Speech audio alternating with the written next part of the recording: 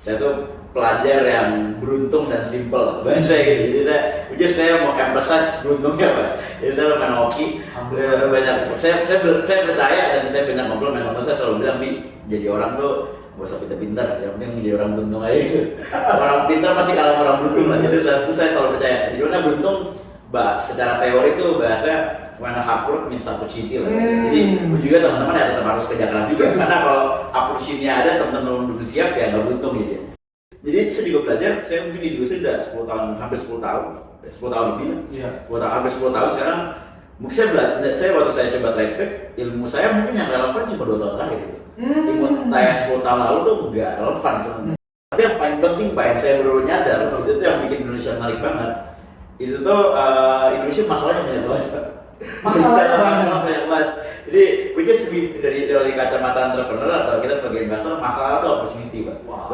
Berarti masih banyak banget hal yang masih bisa di-solve, yang bisa di-improve. Itu saya tertarik sama di private equity, Pak. Jadi saya nyadar, oke saya nggak mau di public market, saya mau di private equity. Tapi nyata saya nge-apply mana dari hampir, saya nge-apply semua lah tuh, itu semua yang top saya apply private equity. Itu satu menurut saya bilang, kamu ngapain di private equity gitu. Ini kamu yang nextnya aja nih, ini ada yang menarik, ini apa? Itu tahun 2000. Jadi saya sempat kerja part time jadi di tempatnya mentor saya ini itu tahun 2012 lah. Tapi kayak kamu mending ke venture capital aja. Venture apa Pak? Saya baca nah juga.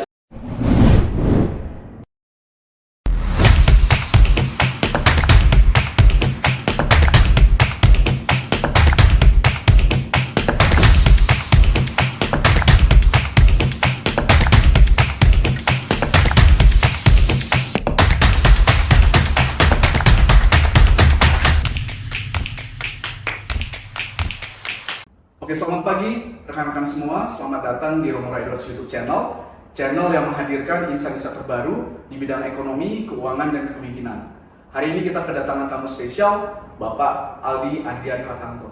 Apa kabar, Bro? Sehat. Alhamdulillah. Aldi Adrian Hartanto adalah seorang partner di Arise, yaitu venture capital yang fokus pada early stage di Asia Tenggara. Dan Aldi sebelumnya punya pengalaman yang luas dan lama di MDI Ventures, yang berinvest di 5 dana dan juga 3 kantor termasuk Indonesia, Singapura, dan juga USA. Sebelumnya Aldi juga pernah bekerja di Venox Capital. Jadi kita kedatangan tamu yang luar biasa berpengalaman di bidang venture capital, dan Aldi juga dulu kita pernah di satu universitas gitu ya. Dulu Pak Mora, dosen saya dosen pembimbing loh misalnya. Enggak sama Pak Mora saya nggak lulus. Dulu Pak Mora dulu mau main sabar. Sama saya karena termasuk mahasiswa yang nggak bener juga sih. Aldi ini hebat banget ya. Jadi waktu mahasiswa itu dia udah kerja gitu, dan waktu tugas akhir itu dia bener-bener juga nggak punya waktu ya dia. Enggak Pak, saya pasti punya waktu. Pak nggak lulus Pak. Bener-bener akhirnya lulus dan hasilnya bagus banget. Kita sangat appreciate dengan pendekatan yang Ali bawakan waktu dia S1 dulu. Dan ini fast forward, kita akan bicara dengan Aldi terkait beberapa hal di bidang industri venture capital, startup, pendanaan. Tapi kita akan mulai dulu dengan ice breaking, Bro. Siapa? Iya. Nah, pertanyaan pertama, apa buku atau film atau sumber inspirasi yang sangat berpengaruh dalam karir Ali? Jujur saya jarang baca buku Pak ya, karena mungkin nggak tahu makin kesini kan banyak yang lain, jadi kayak ada video lah, atau misalnya ada podcast gitu. Yeah. Cuma kalau saya mana yang lumayan satu buku yang lumayan nyantol tuh mungkin pernah baca juga Pak, yang bikin juga one of the lecture dari NYU itu ada namanya Algebra of Happiness Pak. Saya suka banget tuh. Itu punyanya apa namanya, di bukunya tuh lumayan simple dan praktikal lah. Jadi dia ada semi biografinya si si autornya, which is namanya Scott Galloway. Dia lecture dari NYU, dia sempat bikin company juga, sempat go public walaupun gagal akhirnya. Terus dia kasih banyak pengalaman gitu, dia di situ kasih tahu kayak fraud secara teori dan secara findings tuh kalau orang mau happy itu gimana sih? Wow. Secara umum, dan itu tuh lumayan praktikal dan lumayan relevan sampai sekarang menurut saya. Jadi kayak misalnya dia ngasih tahu one of the biggest advice yang di situ dia bilang by example, kalau kita mau waktu masih muda itu tuh bahasanya investment yang paling bagus tuh ke diri sendiri. Jadi kita harus banyakin develop diri sendiri macam-macam. Atau bisa dibilang decision making yang paling besar yang berpengaruh kepada hidup seseorang tuh waktu decide mau nikah. Jadi karena partner hidupnya dia tuh bakal nentuin banget trajektorinya nih orang loh. Atau misalnya dia kasih perspektif kayak there's no such thing yang namanya follow your passion, itu bohong lah. Jadi menurut saya orang tuh nggak ada, just pas aja saya belajar juga ya, karena dia tuh kasih background konsep dimana menurut dia tuh dia, just saya relate banget, dia menurut dia tuh di bahasanya dia tuh orang yang unremarkably, terus orang yang mediocre lah, biasa aja. Jadi dia bukan orang yang pintar banget, bukan yang ganteng, bukan yang karismatik banget, biasa aja. Cuma emang gimana nih biar kita orang biasa itu bisa jadi lanau itu luar biasa, dimana dia kasih tahu banyak simple rule lah ya. Kalau dia kalau mau jadi orang yang pintar, mau yang sukses gimana, jangan follow your passion, follow your talent bahasa. Jadi kayak tahu belajar kita tuh good di mana, di situ kita invest, bahasa dia kayak follow your talent, invest yourself, find something that you are good at, di mana invest yourself to be great lah. Atau misalnya kayak dibilang kalau mau jadi orang yang berhasil ya gak usah perlu talent, simply integrity. Kalau kayak bisa tadi Pak Bro cerita datang ke kantor orang jam 9 itu datang jam 6 jam 7. Misalnya orang kalau ketemu sama orang prepare gitu, kayak misalnya kita ada discussion di kantor dulu gitu. Jadi itu those kind of traits yang bantu orang bisa sukses lah. Jadi ini menarik banget. Jadi saya banyak open kebuka banget yang ini berarti saya harus position diri gimana sih. Itu banyak lumayan jadi salah satu foundation buat trade saya lah, buat karir dan juga both sih Pak, both personally sama professionally ngebantu banget di belakang saya. Wow, luar biasa. Jadi tadi tentang Algebra of Happiness by Scott Galloway, dan banyak pesan yang bagus seperti invest in yourself dan juga follow talent ya. Jadi menarik banget. Wah, thank you untuk sharing Mas Aldi. Kemudian ini mungkin pertanyaan yang saya pengen menarik untuk saya tanyakan, karena saya dulu pernah nanya dosen saya, kalau kamu nggak jadi dosen, kamu jadi apa? Dia bilang jadi tour guide, karena dia suka ke tempat wisata dan lihat-lihat gitu. Kalau Aldi sendiri misalkan nih nggak jadi VC partner gitu, bakal jadi ambil sektor apa deh? Nah ini saya juga ini pertanyaan unik Pak. Jadi dulu saya sadar orang manusia semakin dewasa pemikirannya makin kebentuk lah. Jadi kalau zaman saya dulu masih muda, mungkin awal 20-an atau zaman kuliah dulu, mungkin saya mikir saya bakal jadi musisi kan. Gimana main musik. Tapi makin kesini saya nyadar, bukan balik lagi ke poin yang sebelumnya, saya nyadar saya sebenarnya gak pintar banget main musik gitu. Saya suka musik aja, cuma saya gak pintar main musik, saya suck soundnya. Jadi saya makin kesini nyadar saya enjoy-nya tuh ketemu orang. Jadi makanya saya kerjaan saya hampir 80-90% kerjanya sama orang baru lah. Jadi bener, dan dia tuh punya background, perspektif, dan knowledge yang beda banget, dan rata-rata masalahnya beda sendiri. Jadi kayak saya ketemu company atau founder yang mau bikin something, ini cerita, bahkan saya benar-benar tahu soal personal kayak kenapa dia mau bikin ini, bagaimana apa, dimana ada saya, dan itu saya relate banget dan melihat company itu adalah orang yang saya dalam tanda kutip bantu dikasih pendanaan dari awal. Kayak terus kayak misalnya contoh kita sempat tadi ngobrol atau Hendra di PayPal, walaupun bukan saya langsung invest, tapi company saya dulu di MBA yang menginvest dari awal, sekarang udah segede hampir jadi unicorn, transaction more than billions gitu. Dari awal lah cuma kecil banget, itu ada satu kebahagiaan lah, atau kayak fulfillment. Jadi saya nyadar kayak wah saya pengen banget kalau mungkin kalau jadi ini mungkin saya bahasanya, saya juga baru belajar tuh beberapa tahun terakhir, namanya tuh professional coach juga. Professional coach. Jadi yang modelnya ketemu orang, bantuin orang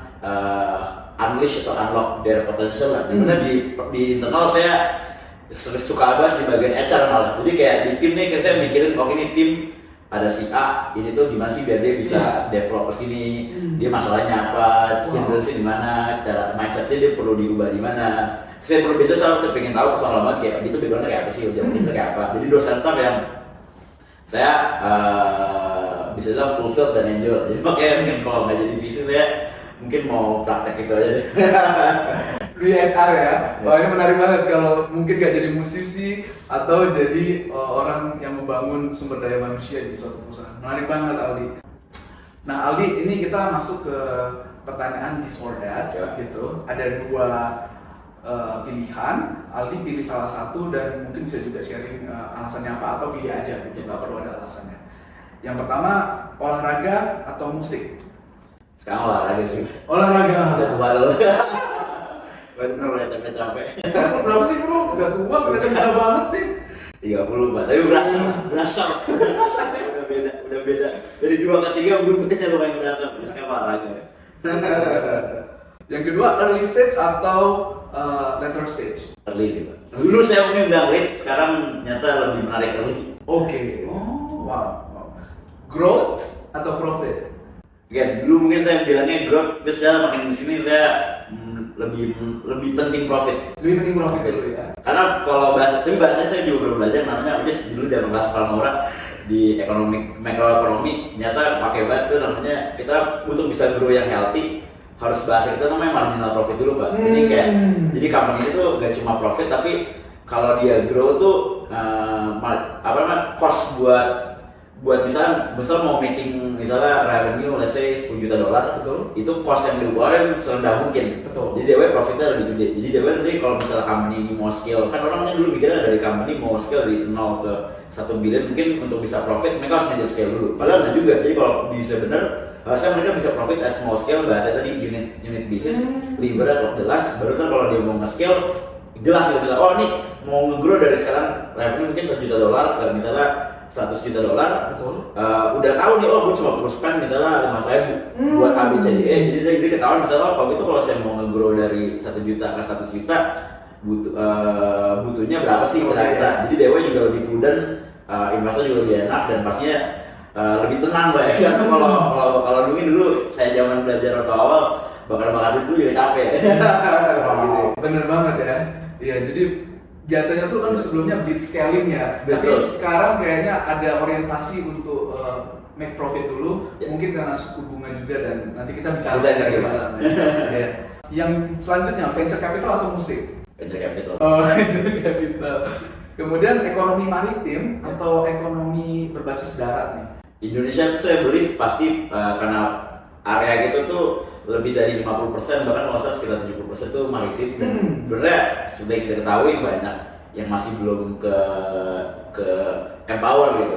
Jadi saya pilih maritim. Makanya saya juga banyak invest di namanya aquaculture sektor, itu kita banyak invest.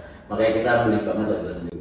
Oh, aquaculture itu. Jadi kayak misalnya invest ke bahasa perikanan ya. Jadi kan ada banyak segmennya itu kayak misalnya marine farm atau misalnya shrimp farm atau misalnya water fish catch misalnya. Jadi beberapa model yang kita banyak lagi liatin lagi.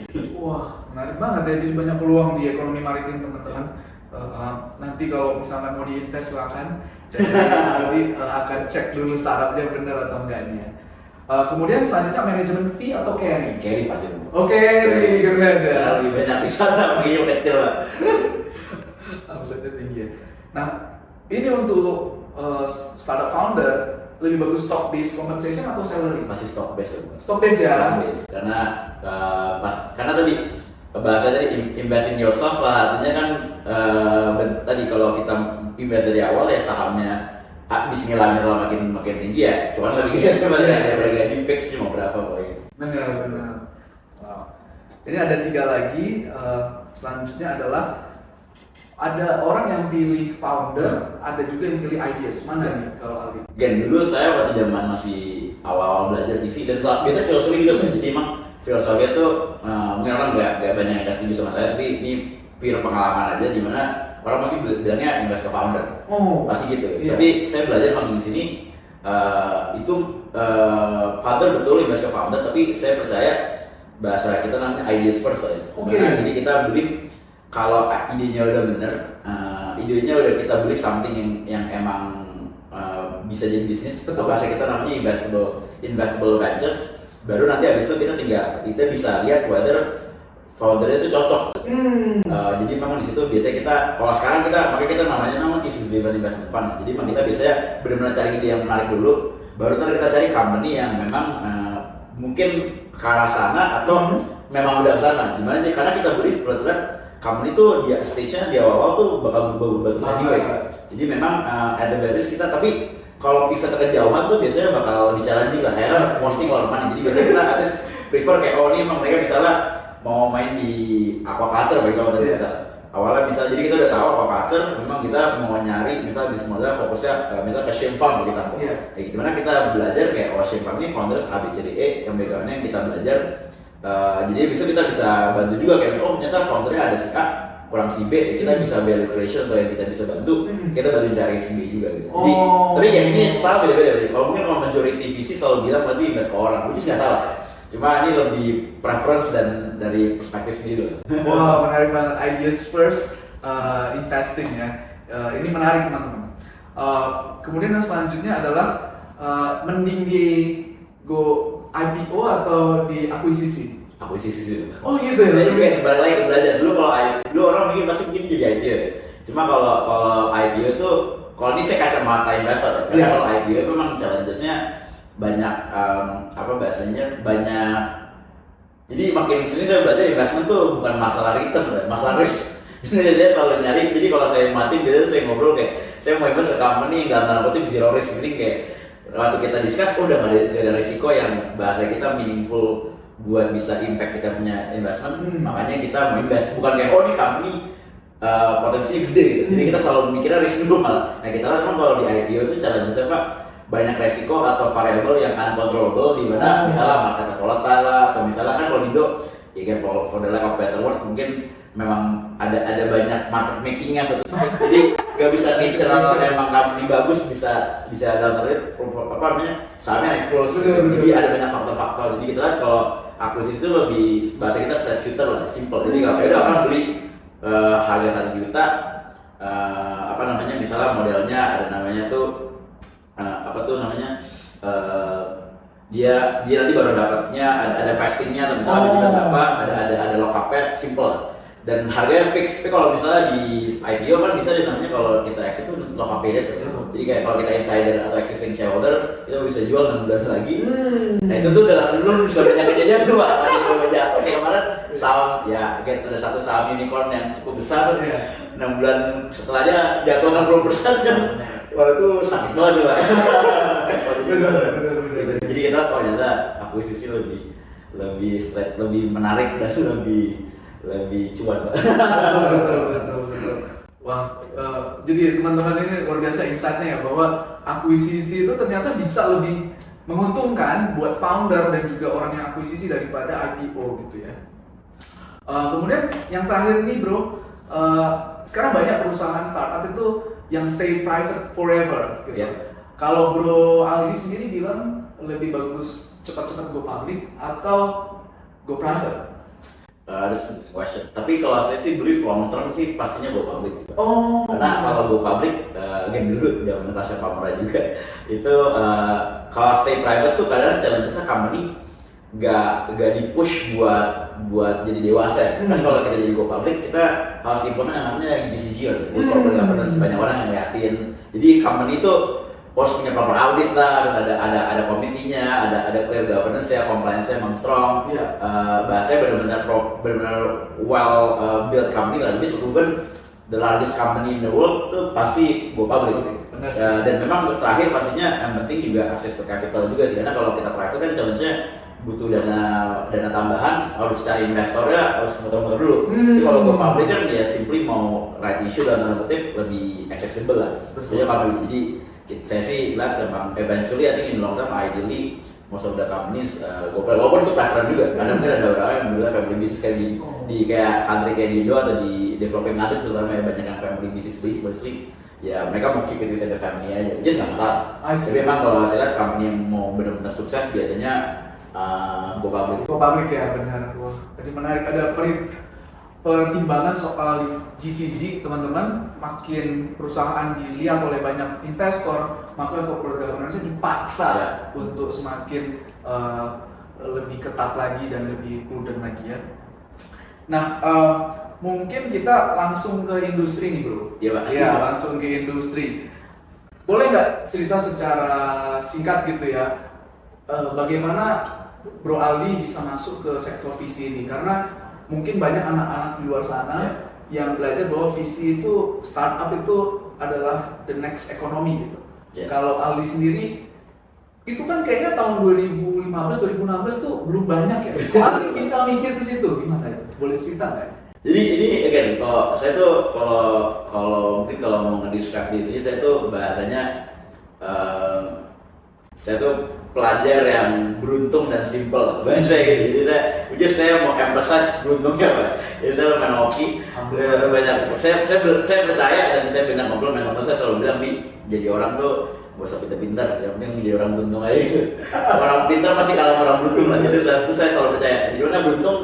Secara teori itu bahasa when hard work means opportunity lah. Jadi juga teman-teman ya tetap harus kerja keras juga. Karena kalau opportunity-nya ada, teman-teman belum siap ya nggak beruntung gitu. Itu yang saya belajar banget. Jadi waktu itu, tapi memang saya waktu itu another thing yang saya belajar adalah kita harus berani. Dan nanti kalau kita sama juga kayak investment, pasti belajar banget. Atau dibalik saya belajar ternyata investing in yourself tuh will be the most valuable investment yang pernah kita lakuin. Dari investing ke relationship, ada macam-macam, ada relationship, investing aset, macam-macam. Kita sih paling penting di mana saya tuh belajar dari waktu kelas awalnya di financial 101. Emang basically investing tuh basically ke aset kan. Dimana saya belajar aset yang saya punya itu saya nggak punya apa.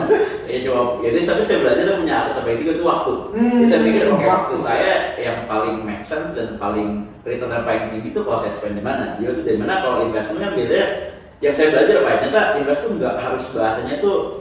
Saya juga belajar dari mentor saya itu namanya tuh first principle contrarian berarti. Jadi kalau di engineer namanya tuh namanya framework namanya first principle apa? First principle thinking berarti. Di mana understanding the real truth lah. Jadi kalau misalnya orang bikin statement, oh Indonesia ekonomi jelek misalnya. Oke, itu kalau orang yang punya perspektif pasti nanya, oke jelek itu definisi apa sih? Emang kalau ekonomi jelek definisinya oke manajer tuh GDP-nya turun, barusan emang GDP Indonesia turun? Oh enggak gitu. Berarti kan belum tentu gitu. Atau misalnya kayak GDP-nya memang nggak tumbuh cepet, tapi sebenarnya fondasinya ada beberapa lever misalnya ekspornya kenceng macam-macam, sebenarnya tumbuh cepat. Jadi nah di mana saya udah bahasnya first principle contrarian adalah orang-orang misalnya waktu dulu zaman angkatan saya mungkin nggak juga teman-teman saya belajar kayak misalnya karena orang dulu kan misalnya finance ya banyak kan ke public market jadi investment banker, securities. Saya nyadar saya pinter amat, yang lain kayak lebih pinter deh. Itu juga bahasa Inggris belepotan dan itu background juga temen yang lain mungkin bapaknya A, bapaknya ibunya B gitu jadi punya nangkro dan saya nggak punya apa-apa gitu. Dulu kuliah mungkin kalau tahu juga kan saya ngutang jadi kayak banyak nih, jadi saya pikir ini kayak harus dari opportunity lain. Bisa saya terusan mentor saya saya ngobrol di mana itu saya tertarik sama di private equity Pak. Jadi saya nyadar, oke saya nggak mau di public market, saya mau di private equity. Tapi nyata saya nge-apply mana dari hampir, saya nge-apply semua lah tuh, itu semua yang top saya apply private equity. Itu satu mentor saya bilang, kamu ngapain di private equity? Gitu. Ini kamu yang nextnya aja nih, ini ada yang menarik. Nyapa itu tahun 2000. Jadi saya sempat kerja part time jadi di tempatnya mentor saya ini itu tahun 2012 lah.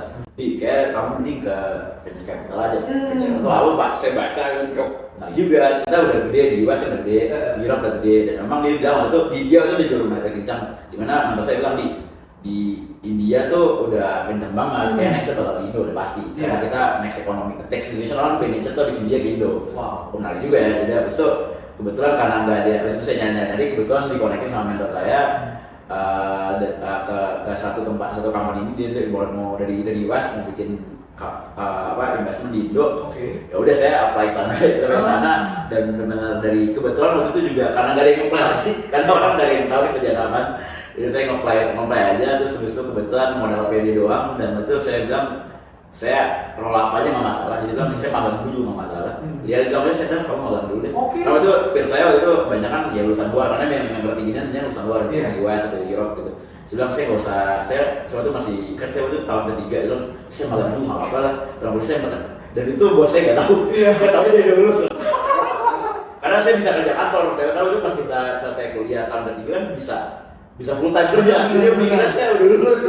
Jadi tapi itu agak lucu juga. Dia udah kerja ya. Habis itu kerja nyata disuka, akhirnya saya ditarik full time. Baru habis itu saya kuliah, tapi udah saya tahun depan kerja di skripsinya Pak Mora. Bos saya tanya, kamu masih ke kampus? Saya kuliah ya. Lah, bapak udah lulus? Belum sih. Kemarin magang full time aja gitu. Gimana gitu? Saya ada di dalam dia ada boleh jadi bisa lanjut.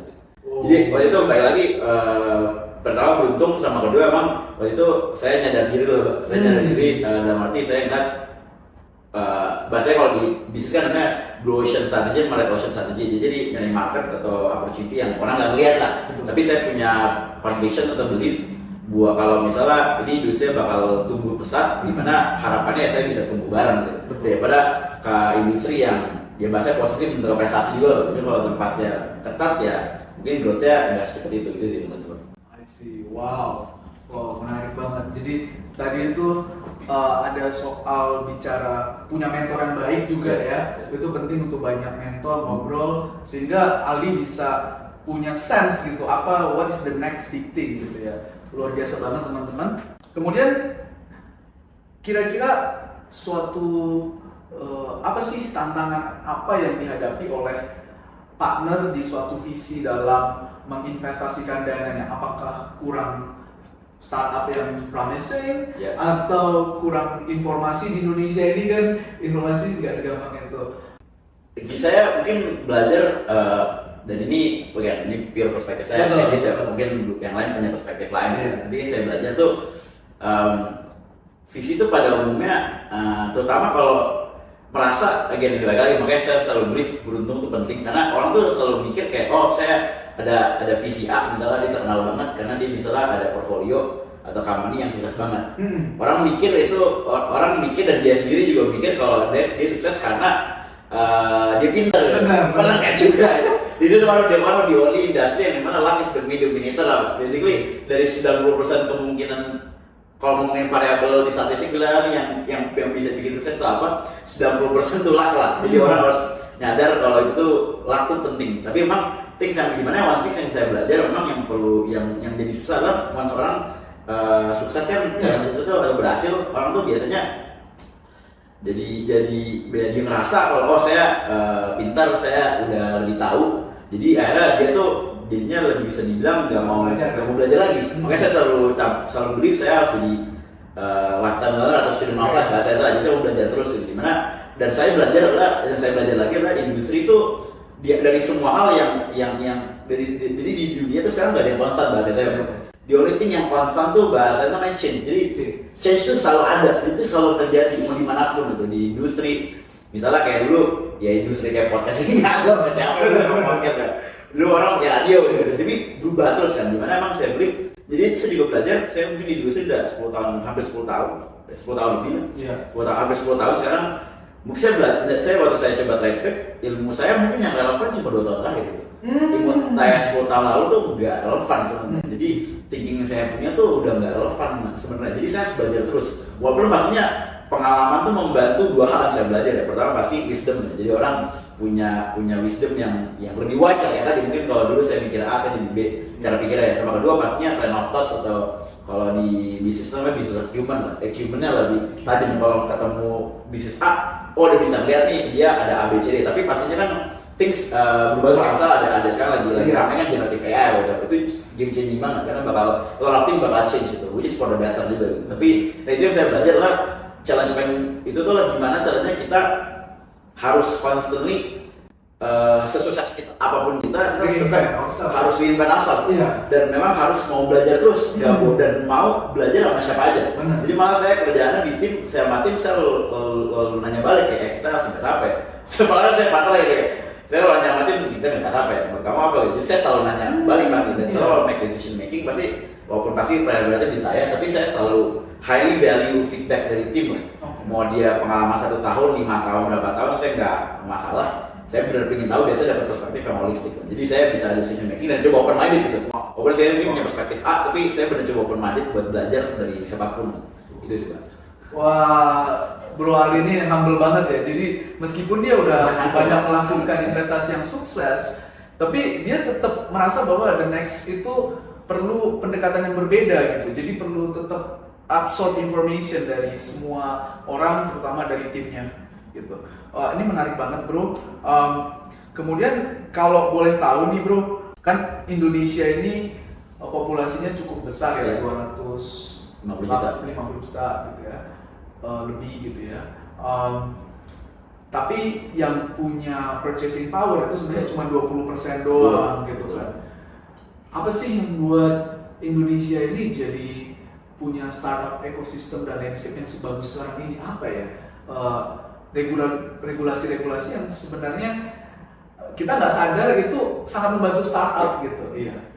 Mungkin pertama kayak saya pasti ngeliatnya Indonesia dan memang pasti kalau ngomongin landscape Indonesia sendiri dan mungkin kalau kita meeting ke negara lain itu pastinya karena memang kita belum banget pemerintah kita tuh sangat foreign direct investment friendly karena memang kita mau like it or not memang pendanaan sekarang mau dari buat startup atau even industri lain banyak kan dari dana foreign direct investment which is compare ke negara lain kita which is terutama 10 tahun dan even mungkin lebih pada belasan tahun terakhir itu kita friendly banget ke investor. Dulu kita kemarin ada mungkin banyak yang nggak ngerasa ini benefiting kan secara overall kita kayak Cipta Kerja for example itu benar-benar investor luar tuh ningkatin confidence banget dan memang jadi pertama tuh mereka ngeliat dari sisi kacamata regulasi atau government memang relatif supportive walaupun itu pasti ada yang minus plus tapi overall oke. Kedua tuh memang pastinya dari sisi kacamata ekonomi sendiri. Ekonomi kita tuh relatively jadi kembali lagi investment tuh yang saya belajar fundamentally balik risk. Risk tuh basically is all about volatility atau uncertainty ya. Dimana Indonesia tuh salah satu ekonomi which is kalau kita lihat juga post covid ini yang dimana sekarang negara-negara lain pada lagi turun gara-gara ada inflation yang nggak kontrol macam-macam. Indonesia relatif stable. Iya, bisa ya. Dan memang open satu sisi emang ini bedanya lah kalau ditanya negara misalnya kayak kemarin US bilang inflasi 7% lah. Kan kalah nabut kenapa? Karena basically biasanya inflation nggak nyampe 2% gitu. Betul. Tapi kalau sisi Indo ya inflation 5% dulu biasa aja. Emang dulu kita dari zaman 2013 emang inflasi 5% ya udah gitu. Kayak ya udah nggak yang gimana. Walaupun satu sisi juga Indonesia untungnya masih adopt which is competitor negara lain relatively control slash produktif subsidi lah. Ya mungkin kalau misalnya di US kan one of the biggest yang bikin spiral the price the price kan gara-gara harga fuel nggak dikontrol. Kalau di sana nggak open market banget. Kalau di Indo kan di subsidize banget. Jadi memang benar-benar dikontrol. Bahkan makanya kita punya oil company kan nggak public, yang holdingnya sengaja jadi bisa kontrol. You just good thing. Nah itu dimana dari sisi kacamata ekonomi yang lebih stabil, plus kita juga ekonomi secara makro, secara kue juga gede. Jadi memang, tapi yang paling penting Pak yang saya baru nyadar, itu tuh yang bikin Indonesia menarik banget. Itu tuh Indonesia masalahnya banyak banget. Banyak banget. Jadi, which is dari kacamata entrepreneur atau kita sebagai investor, masalah itu opportunity Pak. Berarti masih banyak banget hal yang masih bisa di-solve, yang bisa di-improve. Which is akhirnya implies tuh what we call dan namanya growth potential masih tinggi. Jadi compare misalnya negara-negara lain yang mungkin lebih gede, misalnya kayak China atau misalnya US obviously kan atau ada developed countries, cuma growth potentialnya lebih limited. Makanya dalam tanda kutip barangnya udah aneh-aneh sebenarnya kayak generative AI lah, robotics lah, atau misalnya kemarin sama IoT Indonesia IoT for example. Jadi barangnya lebih unik lah. Itu tuh sebenarnya company-company basic banget.